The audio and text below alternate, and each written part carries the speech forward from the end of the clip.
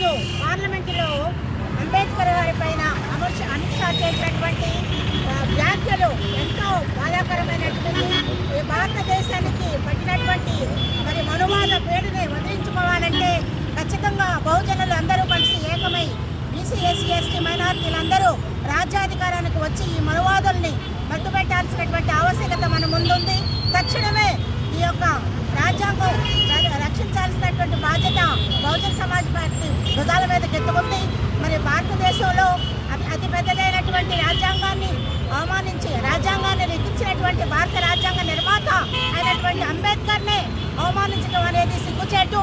కాబట్టి వెంటనే అమిత్ షాని బర్తరఫ్ చేయాలని చెప్పేసి మరి మేము డిమాండ్ చేస్తున్నాం. బహుజన సమాజ్ పార్టీ తరఫున ఈరోజు దేశవ్యాప్తంగా బహుజన సమాజ్ పార్టీ కుమారి మాయావతి గారి పిలుపు మేరకు మేము నిరసన కార్యక్రమాలు చేయడం జరుగుతుంది. ఆ భాగంలోనే ఈరోజు వివిధ ప్రజా సంఘాలు బహుజన సమాజ్ పార్టీ మేమందరము పెద్ద ఎత్తున నిరసన